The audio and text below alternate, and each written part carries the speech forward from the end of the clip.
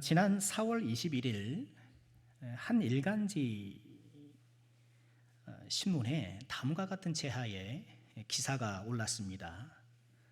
웃을 일이 사라진 시대, 날 웃기면 1,000만 원.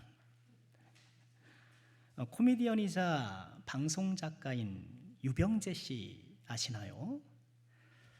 그분이 유튜브에 시작한 웃지 모텔이라는 코미디 프로그램에 대한 기사였습니다. 웃지 못하는 사람들이 찾아가는 웃지 모텔. 이 모텔은 평소에 잘 웃지 않는 유병재 씨가 방문하게 되고요. 이 모텔 각 방에는 개그맨들이 유병재 씨를 웃기기 위해 준비하고 있는 거예요. 그래서 그 방에 들어가서 그 개그를 보고 웃게 되면 그 대가로 1,000만 원을 준다. 여러분, 설정입니다. 실제 그런 것이 아닙니다. 그런 설정의 프로그램이고, 또 그것을 이렇게 일간지에서 광고를 했더라고요. 결국 이 유병재 씨는 그 웃지 모텔에서 수천만 원을 잃게 됩니다. 각 방에 들어가서 배꼽을 빼고 웃어요. 돈을 주고서라도 웃음을 사야 할 만큼 우리 시대가 웃음이 사라진 삭막한 시대라는 것을 이렇게 고발하는 그런 메시지가 담긴 것이 아닌가 싶습니다. 그렇습니다. 요즘 우리가 살아가는 시대는 웃음을 잃은 시대라 해도 과언이 아닐 것입니다. 국내 한 대기업의 브랜드 연구소에서 흥미로운 조사를 한 적이 있습니다. 우리 국내 20세부터 50세까지 남녀 500명을 대상으로 웃음에 관한 라이프 스타일 조사한 적이 있는데요. 그 조사에 따르면 우리나라 사람들은 하루 평균 10번을 웃는다고 해요. 그리고 웃을 때마다 8.6초를 웃는다고 합니다. 그러니 하루에 90초 정도 웃는 것이죠. 한 사람의 평생을 80년이라고 가정했을 때 웃는 시간은 고작 30일 정도 된다고 합니다. 반면 걱정하고 근심하는 시간 하루에 3시간 6분, 80평생 10년을 걱정 근심으로 산다고 하고요. 잠자는 시간이 22년, 일하는 시간이 26.6년, 그렇다는 거예요. 우리 평생에 이 조사에 따르면 30일 웃는다는 거예요. 한 달 정도 웃는다는 거예요. 유독 우리 한국 사람들이 잘 안 웃죠. 그래서 외국 사람들이 인천 공항에 도착하면 한국에 무슨 일이 있느냐고 묻는데요. 사람들이 다 이렇게 굳은 표정으로 다니니까. 그러고 보면 우리 사회는 별로 웃을 일이 없는 사회일 수도 있어요. 어린아이는 하루에 400번 정도 웃는다고 하는데요. 이 천진난만한 시기를 지나고 나면 초등학교 때부터 학교다 학원이다, 좀 무거운 책가방을 메고 다녀야 되고, 중고등학생이 되면 입시전쟁에, 대학 청년이 되면 이 취업전쟁에, 또 겨우겨우 사회에 진출하면 생존 경쟁에 또 빠져들게 되고요. 중년이 되면 자식 걱정, 노년이 되면 건강 걱정, 그리고 노후 걱정. 우리 인생의 모든 여정에 고달픈 일들이 따라다녀요. 게다가 요즘은 코로나 시대 아닙니까? 이 듣도 보도 못한 이 질병 때문에 우리가 지금 2년째 마스크 쓰면서 살고 있는데, 이 코로나 때문에 일상이 흔들리고 직장이 흔들리고 우리 인생이 막 흔들흔들 하잖아요. 또 요즘엔 요소수요? 전 그거 처음 들어봐요. 요소수가 또 떨어져서 이거 물류 대란이 일어난다. 별게 다 걱정인 것 같아요. 이런 가운데 그래도 좀 정치가 소망을 줘서 사람들을 화합하고 화목하게 만들고 올바른 비전을 제시하고, 그럼 참 얼마나 좋겠습니까만, 정치는 막 싸우기나 하고, 그죠? 왜 이렇게 투닥투닥 거리는지 모르겠어요. 또 당연히 이제 그러는 줄 아는 것 같아요. 안 그러면 오히려 이상한 것이 되어버린 이런 안타까운 상황이 되었는데, 오히려 웃으면 이상한 시대를 우리가 살아가는 것은 아닌가. 그런데 더 큰 문제는 뭔가요? 이렇게 세상에서는 내가 웃을 일이 별로 없다 하더라도 교회에 와서는, 하나님 앞에 나와서는 우리가 좀 웃음을 회복해야 되는데 그렇지도 못하더라는 거예요.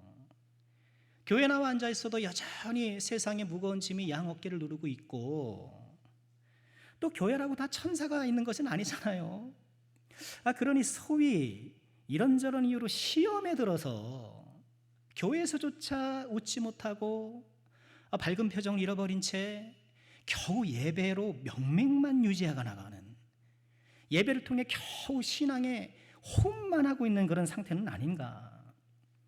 그러다 보니까 어때요? 세상에 나가도 즐겁지 않고 교회 와도 즐겁지 않고 어디 가도 웃지 못하고 늘 화가 난 사람처럼 살아가는 크리스찬이 적지 않지 않는가.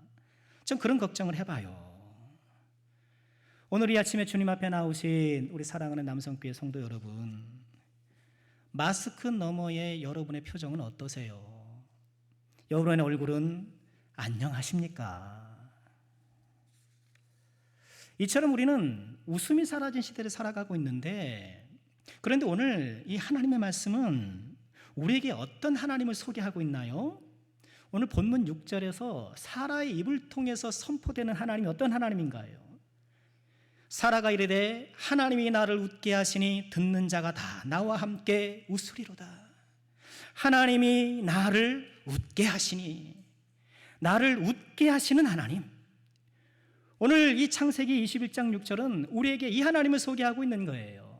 웃음이 사라진 시대, 웃을 일이 별로 없는 이 시대에 나를 웃게 하시는 하나님을 통하여서 우리 영혼의 참 웃음을, 우리 인생의 참 웃음을 선사하시는 그런 하나님을 우리에게 소개하고 있는 것입니다. 바라고 하는 것은요, 오늘 예배와 말씀을 통해서 이 사라가 만났던 하나님, 나를 웃게 하시는 하나님을 꼭 만나셔서 웃음이 사라진 시대에 진짜 영혼의 참 웃음을, 믿음의 웃음을 회복하시는 우리 남성교회 모든 권속들 되시기를 주님의 이름으로 축원합니다. 오늘 말씀 어떤 내용인가요? 하나님께서 아브라함과 사라에게 약속하셨던 이삭이 마침내 태어나는 그 장면이에요. 특별히 사라의 고백이 기록되어 있는데 90세가 되어서 아이를, 이삭을 품게 되고, 그로 인해 너무 기뻐서 하나님이 나를 웃게 하신다라면서 이렇게 찬양하는 이런 장면인데, 그러고 보면 이 사라의 삶을 들여다보면 웃음이 없는 삶이 아니었지 않는가, 그런 관찰을 해보게 돼요. 우리가 지금 창세기를 쭉 묵상하면서 특별히 아브라함 이야기를 통해 은혜를 나누는데요, 아무래도 아브라함 중심으로, 아브라함 관점으로 모든 것을 좀 보게 되는 것 같아요. 그럼 이 시간에 좀 사라의 관점에서 지금까지 일들 한번 살펴보면 어떨까 싶어요. 사라 입장에서 보면 어느 날 갑자기 남편이 하나님이라는 분이 자기에게 나타났다는 거예요. 그러면서 본토 친척 아버지의 집을 떠나라고 말했다는 거예요. 그래서 그 말씀을 따라가야겠다라는 거예요. 아이고, 이게 사라 입장에서는 얼마나 당혹스러웠겠습니까? 본토를 떠나라니, 아니 지금 내가 터잡고 여지껏 살아왔던 이 삶의 터전을 버려야 되는 거잖아요. 친척을 버리라니, 여러분 친척은 고대 사회에 사회 안전망이라고 말씀드렸잖아요. 경찰이 있습니까? 군인이 있습니까? 친척들이 물리적인 위협으로부터 서로 보호해주고, 정신적인 위협으로부터, 그렇죠, 막 다른 사람들이 비난한다 할 때도 이 친척들이 같이 또 뭉쳐서 그것을 방어해주고, 이런 사회 안전망이잖아요. 아버지의 집을 떠나라. 아버지의 집. 아버지 집 뭡니까? 지금 아브라함이 지금은 장남인데 그대로 있었으면 아버지의 집의 모든 거 자기 거잖아요. 아버지 집을 떠나라고 하는 것은 보장된 미래를 버리라는 거예요. 나의 삶의 터전을 버리고, 나의 사회 안정망을 버리고, 그리고 보장된 미래를 다 버리고 알지도 못하는 곳으로 떠나자. 사라가 얼마나 깜짝 놀랐겠습니까? 집안의 결정은 가장이 하는 것이니 사라는 쫓아갈 수밖에 없죠. 따를 수밖에 없었겠지만 퍽 당황스러운 일이 아니었을 수 없었을 것입니다. 그런데 이렇게 남편을 따라서 가나안에 왔지만 그들을 기다리고 있는 것은 무엇이었나요? 흉년이었어요. 약속의 땅에 임하면 그렇게 모든 것을 버리고 하나님 앞에 순종해서 왔으면 이제 쫙쫙쫙쫙 펼쳐지고 뭐 탄탄대로 승승장구 그렇게 인생이 활짝 펴야 되는데 웬걸요? 약속의 땅에 흉년이 많아요. 어쩔 수 없이 아브라함은 애굽으로 내려가기로 결정합니다. 근데 이게 웬일인가요? 애굽에 도착할 쯤 되니까 남편 아브라함이 그래요. 이제는 남편이라고 부르지 말고 오빠라고 부르래요. 오빠라고 불러야 자기가 살 수 있을 것 같다는 거예요. 이 험악한 이 애굽에서 이제부터 나를 오빠라고 부르라는 거예요. 얼마나 황당했겠습니까? 얼마나 당황스러웠겠어요. 그 남편이 시키니 어쩔 수 없이 여보 대신 오빠라고 부르기 시작해요. 그런데 이게 웬일입니까? 애굽왕 바로가 득하니 오더니만 자신을 눈여겨봤나 봐요. 그러니 데려가겠다는 거예요. 그랬더니 이 남편이 또 순순히 보내주네요. 뭐 어떡하겠습니까? 그러니 졸지에 다른 남자의 집에 들어가는 이런 여성으로서 매우 수치스러운 일을 경험하게 되는 거예요. 하나님의 은혜로 간신히 애굽에서 가나안으로 돌아오긴 하잖아요. 그래서 겨우 좀 정착을 하고 이제 소유도 늘어나고 이제 좀 안정단계에 진입했다 싶었는데 얼마 전에 분가했던 조카 롯이 전쟁 포로가 되었다는 소식을 듣게 돼요. 그런데 이 남편이 조카를 구하겠다고 사병들을 끌고 지금 전쟁터로 가겠다는 거예요.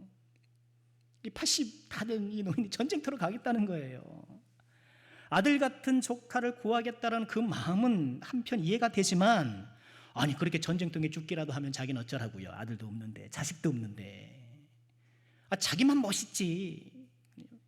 결국 그러다가 만약에 못 돌아오면 어떡하냐는 거예요. 얼마나 근심하고 걱정했겠어요.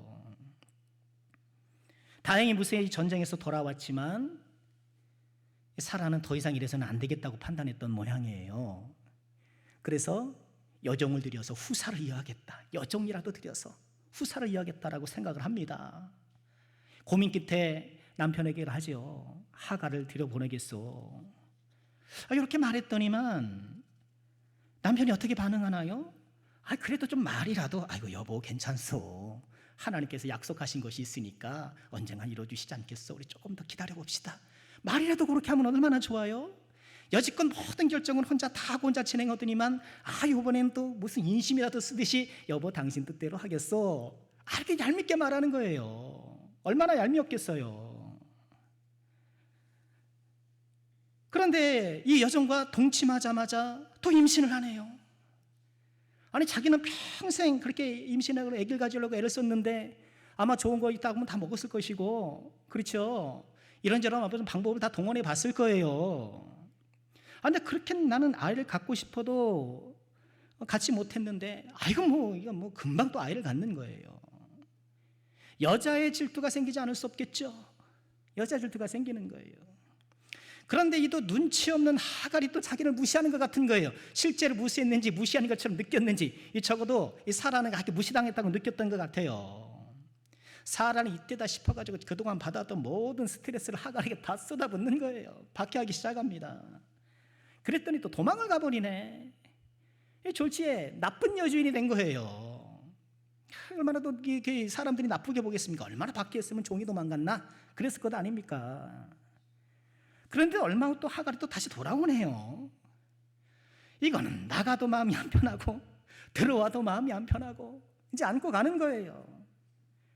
그러다가 이스마엘이 태어나고 아브라함은 또 이스마엘이 태어났으니까 또 얼마나 좋았겠습니까? 애정이 있었겠죠. 그러니 사라는 더 소외감을 느끼게 되는 것이고요. 지금 아브라함과 함께 살아왔던 사라의 인생을 보면 그야말로 웃을 일이 없는 인생이죠. 오히려 웃으면 좀 이상하지 않겠습니까? 지금 저 상황에서 웃어? 지금 여종이 아들을 낳고 지금 아브라함이 지금 좋아가지고 저렇게 안고 있는데 지금 웃음이 나와? 자존심도 없어? 그렇게 보지 않았겠습니까? 그런데 이렇게 웃음이 사라진 사라의 인생에 참된 웃음을 누가 주셨는가? 우리 아버지 하나님이라는 거예요. 우리 인생에 참된 웃음을 주시는 분은 우리 아버지 하나님. 오늘 말씀 우리에게 분명히 말씀하시는 거예요. 우리에게 참된 기쁨을 주시는 분은 오직 하나님이시요. 여러분, 내 뜻대로 인생이 잘 안 풀리잖아요. 내 의지대로 할 수 있는 것이 얼마나 됩니까? 내가 기껏 세운 계획이 오히려 상황을 악화시키기도 하잖아요. 사라처럼. 뭔가 내 뜻대로 안 풀리는 이런 고난과 갈등 속에 웃음을 잃었던 사라를 웃게 하셨던 하나님, 이런 척박하기만 한 우리 인생에 참된 기쁨과 웃음을 주시는 분이 오직 하나님이라는 것으로는 기억하고요. 이 하나님 안에서의 기쁨, 하나님 안에서의 웃음을 꼭 회복하는 주의 종들 되시기를 주님의 이름으로 축원합니다. 우리에게 세상이 주는 웃음도 물론 필요해요. 진학도 해야 되고 취업도 해야 되고 사업도 잘 되고, 그러니까 하나님께서 우리에게 주시는 은총의 한 부분인 것도 틀림없어요. 이런 것이 우리 인생의 활력소가 되는 것도 사실이죠. 그러나 이런 것들이 주는 웃음은 일시적이에요. 오래가지 않아요. 내 대학교만 가면 다 될 것 같고 취업만 하면 다 될 것 같고, 근데 막상 그러면 그렇습니까? 또 다른 고난이 또 다른 탈을 쓰고 우리 앞에 나타나요. 내가 처음에 진급했을 때는 그렇게 뿌듯하고 내가 성공한 것 같고, 그죠? 내 인생이 활짝 피는 것 같으나 또 그만큼의 책임과 의무가 더해지면서 여러 고난이 또 발생하는 거예요. 인생은 어쩔 수 없는 고난의 연속인 거예요. 그렇기 때문에 우리의 웃음의 근거, 웃음의 뿌리가 이런 손에 잡히는 세상의 상황과 조건이라고 한다면 웃을 날이 많지 않은 거예요. 하루에 90초 웃는 거예요. 평생 30일 정도밖에 못 웃는 거예요. 우리의 웃음의 뿌리가 어디 있어야 하는가? 우리 웃음의 뿌리와 근거가 상황과 조건이 아닌 하나님에 있을 때, 하나님께 우리의 마음의 뿌리를 깊이 내리고 있을 때에 우리 안에 참된 기쁨이 회복되어지고 진짜 웃음을 우리 가운데에 꼽히게 된다는 것입니다. 시편 16편 11절에 이렇게 말씀을 하세요. 주께서 생명길을 내게 보이시리니 주의 앞에는 충만한 기쁨이 있고 주의 오른쪽에는 영원한 즐거움이 있나이다. 주의 앞에는 충만한 기쁨이 있고 주의 오른쪽에는 영원한 즐거움이 있나이다. 이 충만한 기쁨, 영원한 즐거움, 주님 앞에 뿌리를 깊이 내리던 모든 주의 종들에게 이런 충만한 기쁨과 영원한 즐거움이 있을 것이라고 약속해 주시는 거예요. 이런 충만한 기쁨과 영원한 즐거움 가운데 사는 이 모습을 고린도후서 6장 9절에는 이렇게 표현을 해요.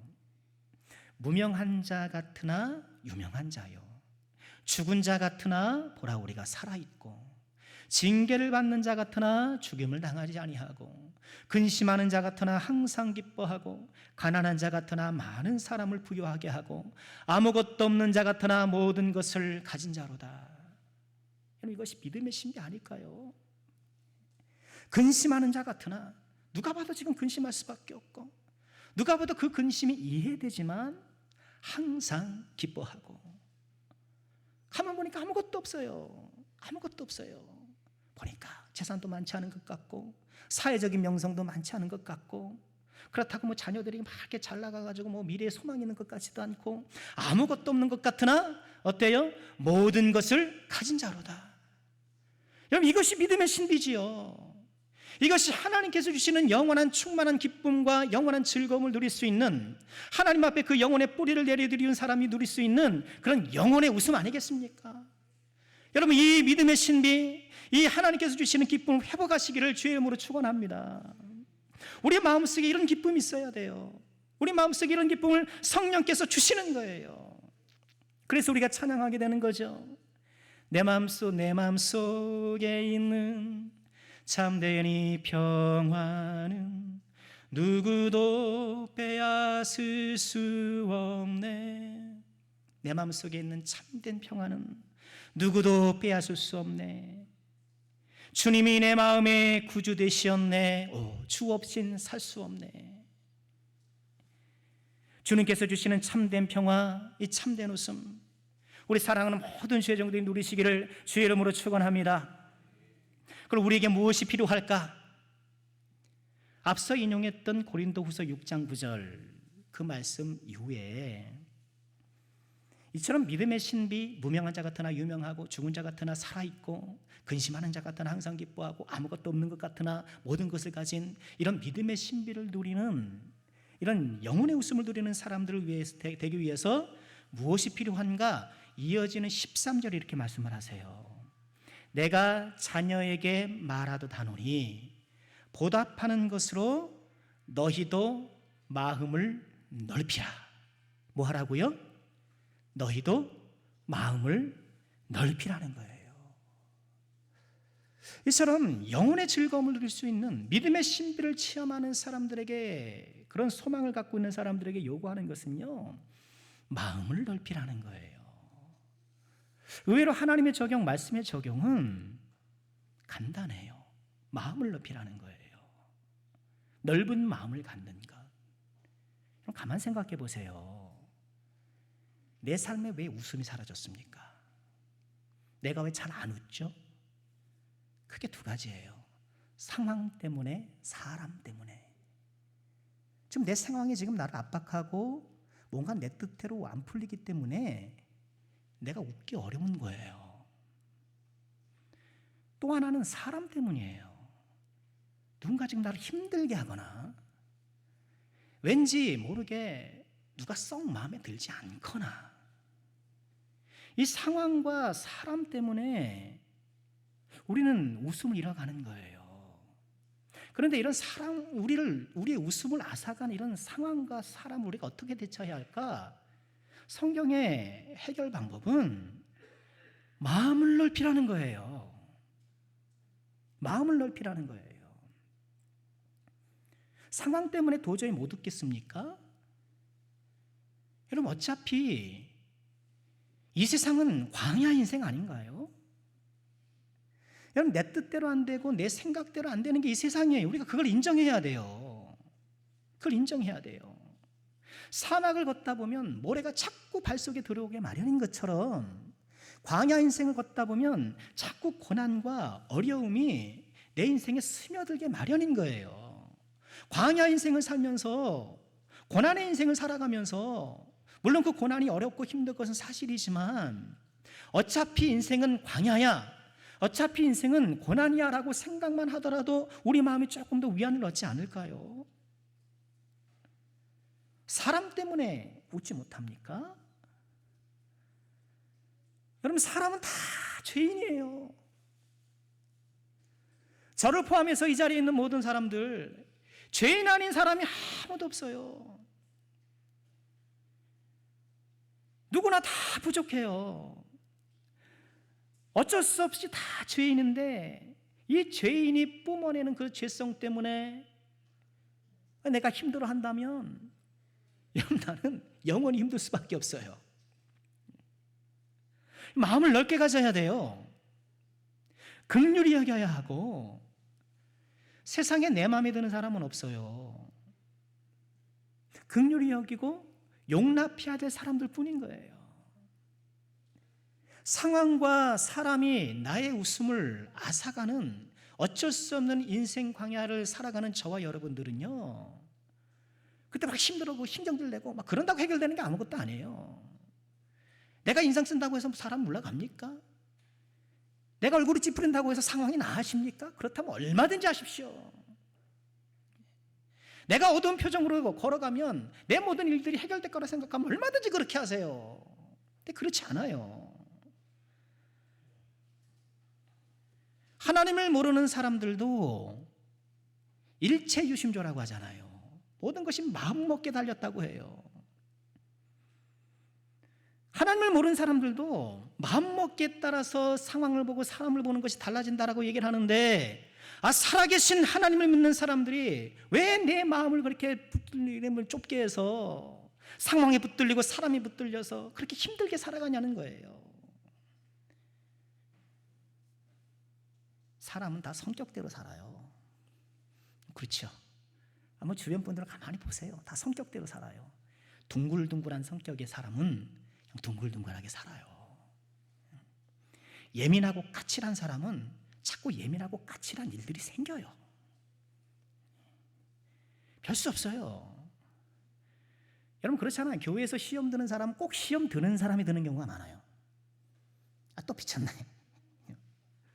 이거 또 시작이야. 그러는 경우가 적지 않아요. 하나님 안에서 우리가, 믿음 안에서 우리가 얼마든지 마음을 넓힐 수 있는데, 그래서 얼마든지 상황과 사람을 뛰어넘을 수 있는 능력을 나에게 주시는데, 우리 성령이 우리 안에 계시면 그 배에서 생수의 강이 흘러넘치리라고 말씀하셨는데, 왜 우리는 자꾸만 사람에게 사로잡히고 상황에 붙들려서 이렇게 환한 얼굴로 살아가는가? 믿음 안에서 마음을 넓히시길 주의 이름으로 축원합니다. 이 세상은 어차피 고난의 세상, 우리가 만나는 사람은 어차피 다 죄인. 내가 누구 때문에 힘들었으면요, 나도 누구를 힘들게 할 수 있다는 걸 기억해야 돼요. 왜 나만 피해자인데요? 그럴 일은 없어요. 여기 있는 목사도 마찬가지일 거예요. 아무도 여기서 자유 있는 사람은 없어요. 왜 나만 일방적으로 나갑니까? 그런 일은 없어요. 나도 누군가를 힘들게 했을 거예요. 우리 하나님 앞에 우리의 웃음을 회복하는, 하나님께 주시는 우리 영혼의 기쁨, 영혼의 웃음을 회복하기 위해서 하나님 우리에게 마음을 넓히라고 요구하세요. 성령이여, 우리 마음을 넓혀주세요. 자꾸만 상황에 사로잡히고 사람에 사로잡히는 우리 연약한 마음을 주여 불쌍히 여겨주셔서 소화하게 하시고 품게 하시고 넓은 마음을 갖게 해주소서. 우리가 기도해야 할 것입니다. 그런데요, 하나님은 그저 우리의 마음만은 넓히라고 그렇게 말씀하시진 않으세요. 그러니까 우리가 웃음을 잃어가는 이런 우리 현실의 문제들을 외면하지 않으신다는 거예요. 네 마음의 문제야, 너 마음 관리해야 돼. 물론 그렇죠. 우리가 주님 안에서 우리 마음을 잘 다독이고 마음을 관리할 때에 모든 것을 다 이겨내는 것은 사실이죠. 그러나 그것으로 끝나는 것이 아니에요. 우리 하나님은요, 우리 심령에 웃음을 주실 뿐만 아니라 우리 삶 가운데에 웃을 일도 주시는 분이라는 거예요. 웃을 일을 주시는 분. 오늘 사라와 아브라함 가정 가운데에 우리 하나님께서 그 심령의 웃음을 주셨을 뿐만 아니라 아들 이삭이라는 웃을 일도 주시는 거예요. 자, 오늘 말씀은 우리를 웃게 하신 하나님을 소개하되, 그 하나님이 어떻게 웃게 하셨나요? 1절 말씀 보면 함께 읽겠습니다. 여호와께서 말씀하신 대로 사라를 돌보셨고 여호와께서 말씀하신 대로 사라에게 행하셨으므로. 나를 웃게 하신 하나님, 사라를 웃게 하신 하나님이 사라를 웃게 하시되 어떻게 해요? 말씀대로 약속대로 행하사 웃게 하시는 거예요. 그에게 약속하신 것을 반드시 행하셨어요. 그렇습니다. 우리 하나님은 말씀하신 대로 행하시는 분이세요. 우리 장로님이 대통령 선거를 위해서 기도했는데 한번 5개월 남았나 봐요. 그죠? 예. 선거 때만 되면 다 이제 뭐 하겠다 하면서 뭐 다 그럴듯한 말을 하지만, 그러나 막상 또 그것이 안 이루어질 때가 얼마나 많습니까? 공약이 그야말로 공약될 때가 얼마나 많이 있어요. 우리도 그렇잖아요. 말할 때 그 순간에는 진심이었고 꼭 그렇게 하리라고 다짐을 했지만 상황이 바뀌고 사람이 바뀌고 하면 그만 했던 말을 뒤집어 버리기도 하는 거죠. 우리는 했던 말을 뒤집고 사람은 했던 말을 지킬 수도 없고 이렇게 자기 말을 책임질 수 없지만 하나님은 그렇지 않으신 거예요.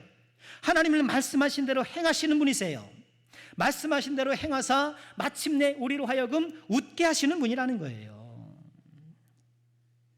하나님이 아브라함을 처음 방문하셨을 때부터 어떤 약속을 하셨나요? 후손을 주리라는 약속을 계속 해왔어요. 지금 이삭을 얻게 되는 이 순간, 이 창세기 21장에 오기까지 하나님이 몇 번 약속을 했나 제가 좀 세어봤어요. 그러니까 제가 세어본 것으로는 7번 약속을 하시더라고요. 그리고 그중 마지막 두 번은 매우 구체적이에요. 내년 이맘때 또는 아들을 낳을 것이니 이름을 이삭이라고 하라. 이 하나님의 약속이 이루어지기까지 몇 년이 걸렸나요? 몇 년이 걸렸나요? 25년이 걸렸어요. 훌륭하십니다. 25년이 걸렸어요.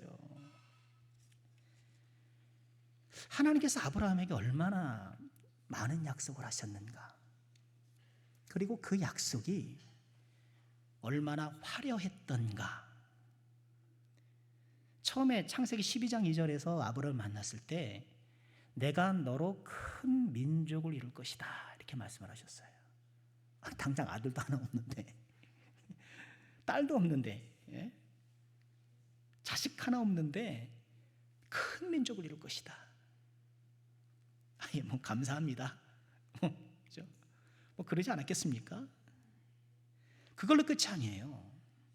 창세기 13장에 가면 내 자손이 땅에 티끌 같게 하리니, 이젠 후손이 얼마나 많은지를 티끌에 비유하셔서, 티끌이라는 것은 흙의 먼지잖아요. 늘 지금 뭐 포장도로가 아니니까 아브라함이 다니면서 흙먼지 쓰면서 늘 보는 게 티끌이란 말이죠. 땅의 티끌을 능히 셀 수 있을 것인데 내 자신도 세리라. 티끌의 비유로 말씀하시네요. 뿐만이 아니에요. 창세기 15장 5절에 가면 그를 이끌고 밖으로 나가리시되 하늘을 우러러 뭇별을 셀 수 있나 봐라. 뭇별을 셀 수 있나 봐라. 여러분, 하늘의 별이 얼마나 많은지 말씀드렸죠. 예? 여러분, 지구에 있는 모래를 다 합쳐도 우주에 있는 별보다 많지 않아요. 이 지구라는 이 공간을 여러분 모래로 다 채운다고 치십시다. 그럼 그 모래 알랑이보다 우주의 별이 더 많아요. 하늘의 별을 세어봐라. 내 자손이 이와 같으리라. 아들 하나 없는데. 하나님의 약속이 얼마나 화려해요. 티끌을 봐라, 별을 봐라. 그런데 이루어지지 않는 거예요. 우리도 그렇죠. 교회 오면 목사가 하나님의 역사를 얼마나 화려하게 설명합니까? 제가 부족한 운변이라 하나님의 그 높으심을 제가 미처 다 표현 못해서 늘 기도하고 있는데,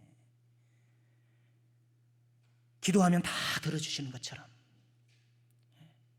기도하면 다 응답해 주시는 것처럼 그렇게 약속하시는데, 그렇게 말씀하시는데 정작 내 삶을 들여다보면 어떤 징조도 없고 뭐 가능성도 없고 그래 보이는 거예요. 그렇게 하염없이 시간이 흘렀고 아브라함과 사라가 늙어서, 특히 사라는 여성의 생리가 끊긴 후에야 하나님이 또 찾아오셔요. 또 찾아오세요. 창세기 18장 12절에 그러시죠. 그래서 아들을 낳겠다 하니까 사라가 속으로 웃고 이르되 내가 노쇠하였고 내 주인도 늙었으니 내게 무슨 즐거움이 있으리요. 자포자기예요. 하나님께서 처음에 말씀하실 때는 설득됐을 거예요. 그래? 나에게도 이런 자손이 생긴단 말인가? 티끌처럼, 하늘의 별처럼 정말 그럴 수 있단 말인가? 시간이 흐르면 흐를수록 그 기대는 실망으로 변하고, 지금 이제는 내 스스로 보았을 때에도 가망이 없다라고 판단하는 거예요. 그저 헛웃음만 나오는 거죠. 헛웃음만 나오는 거예요. 25년의 시간은, 지금 아들 이삭을 얻기까지 25년의 시간은 기대와 실망의 반복이었어요. 하나님의 약속을 믿고 기대했는데, 그래서 기도했는데 실망한 적 있지 않으십니까? 하루 이틀 기도한 것도 아니고 틈나면 그렇게 기도했는데 이제는 내 기도가 도저히 이루어질 가망이 없다라고 또 생각될 때가 있잖아요. 한때 좀 기도하고 그때 좀 좋았다가 말았지 뭐. 기도할 수 있었던 것으로도만 감사해 하면서 잊혀져 있는 것은 없나 하는 거예요. 근데 하나님께서 그 약속을 지키세요. 하나님께서 그 기대와 실망의 반복이었으나 역사하세요. 하나님은 하나님의 자녀들을 향한 하나님의 좋은 뜻을 결코 포기하지 않으세요. 예레미야 29장 11절에 이렇게 말씀을 하셔요. 같이 읽겠습니다. 여호와의 말씀이니라. 너희를 향한 나의 생각을 내가 하나니 평안이요 재앙이 아니니라. 너희에게 미래와 희망을 주는 것이니라. 우리 하나님의 뜻은 변함이 없어요. 그리고 하나님께서는 약속하신 그것을 반드시 이루어 주실 거예요. 여러분, 이 하나님을 바라보시길 바랍니다. 말씀대로 행하사 마침내 웃게 하실 하나님이 나와 함께 하신다는 것을 잊지 마시길 바랍니다. 여러분, 우리는 어떻게 해야 될까요? 그러므로 우리는 인내해야 돼요. 마침내 우리를 웃게 하실 하나님의 은혜가 임할 그날이 우리에게 올 것을 믿고 우리는 오늘 인내해야 돼요. 야고보서 5장 11절에 우리에게 인내를 말씀하십니다. 보라, 인내하는 자를 우리가 복되다 하나니 너희가 욥의 인내를 들었고 주께서 주신 결말을 보았거니와 주는 가장 자비하시고 긍휼히 여기시는 이시니라. 주는 가장 자비하시고 긍휼히 여기시는 이시라. 하나님께서 약속하신 바를 반드시 이루어 주실 거예요. 내 형편을 내가 살펴보았을 때 가망이 없다더라도 그러나 하나님께서는 능치 못함이 없으시는 줄 믿으시고 끝까지 인내하며 마침내 웃게 하실 그날을 바라보는 우리 모두가 될 수 있기를 주의 이름으로 축원합니다. 영혼의 웃음을 웃고 세상이 흔들 수 없고 세상이 알 수 없고 빼앗을 수 없는 영혼의 웃음을 웃으면서 그리고 나의 인생 가운데 마침내 활짝 웃을 그날을 우리에게 마련해 주심을 믿고 오늘도 인내 가운데 주님을 신뢰하며 우리 인생길을 걸어가야겠습니다. 말씀을 마치겠습니다. 한자에 우슬소자가 있죠. 우슬소자는 대나무죽에 어릴 요자가 합쳐진 거라고 해요. 저 어릴 요자는 우리가 요절하다 할 때 그 요자거든요. 어린아이가 팔을 휘저으면서 장난치는 모습을 상형한 거라고 해요. 그 위에 대나무 죽자는 그것을 보고 눈웃음을 치는 것을 이렇게 대나무 죽자로 응용했다고 해요. 그러니까 아이들이 장난치며 노는 모습을 보면 우리도 모르게 이렇게 웃음이 나잖아요. 그래서 아마 이 글자가 웃음을 뜻하는 웃음 소자가 된 것이 아닌가. 그런데요, 이 웃을 소자에 고자체가 있습니다. 그러니까 옛날에 쓰이던 글자예요. 지금은 그렇게 안 쓰이는데 그렇게 생겼어요. 8팔에 하늘천 이렇게 한때는 그렇게 썼다는 거예요. 저 8팔자는 숫자 8을 의미하잖아요. 그런데 본래는 사물이 쪼개지는 모양을 그린 거라고 해요. 과일을 쪼개놨든 뭐 장작을 쪼갰든 이렇게 쪼개진 모양. 그래서 8자가 그렇게 벌려져 있잖아요. 그런데 이 글자가 숫자 8을 의미하는 글자로 가차된 거죠. 빌려 쓴 거죠, 그렇게. 그리고 본래 이 팔자가 갖고 있었던 이렇게 갈라진다라는 이런 뜻은 그 밑에 칼도자를 넣어서 나눌 분자, 그렇죠? 칼도자를 넣어서 나눌 분자로 나타낸다고 그래요. 그러니까 우슬소의 옛 모양은 뭔가요? 하늘이 쪼개진 것, 하늘이 갈라진 것, 하늘이 열린 것. 그래서 한때 어떤 사람들은 우리가 어떻게 웃을 수 있는가? 하늘이 열려야 웃을 수 있다. 그렇게 생각했던 것은 아닐까? 제 나름 그렇게 해석을 해보는데요. 여러분, 그렇죠? 오늘 말씀을 통해 우리가 다시 한번 확인하게 되는 건 뭐예요? 우리로 하여금 웃게 하는 건 어떨 때 우리가 웃어요? 하늘이 갈라질 때, 하늘이 열릴 때, 하나님께서 은혜를 주실 때 우리에게 참 웃음이 일어나는 거예요. 웃음을 잃은 시대, 웃을 일이 별로 없는 시대. 그러나 우리 하나님이 우리 영혼 깊은 곳에 웃음을 주시며 또한 그 약속대로 웃을 일도 주실 것입니다. 나를 웃게 하신 하나님이 나와 함께 계심을 꼭 믿고 잃어버린 웃음을 되찾아 이 믿음의 순례길에서 날마다 힘차게 전진해 나아가는 우리 남성께 모든 권속들 되시기를 주님의 이름으로 축원합니다.